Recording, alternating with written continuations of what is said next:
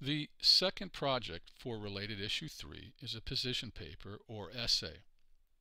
And like the previous essay you completed in Related Issue 2 or Unit 2, you will need to look at a number of pieces of information and sources, integrate this information in your writing, and complete the essay.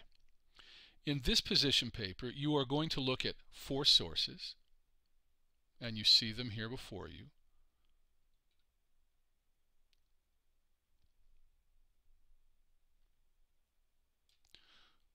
Which end up being 2 political cartoons and 2 written sources of information.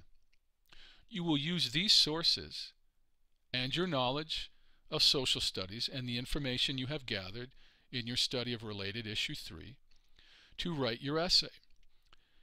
The position you will take will be either Canada should, as an independent nation, pursue the goals of internationalism in its foreign policy, or Canada should not, as an independent nation, pursue the goals of internationalism in its foreign policy.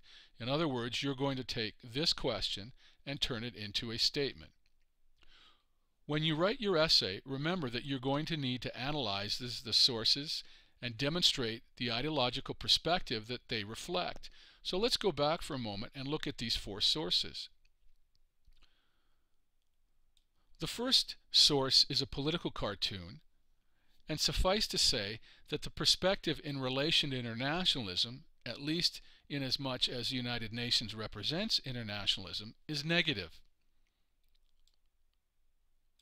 The second source of information is a written source, and although it provides some information that is negative, it does highlight some positive aspects of internationalism as relates to peacekeeping. The third source of information, a political cartoon, is basically negative in that it is portraying the idea of Arctic sovereignty for Canada as somewhat trivial.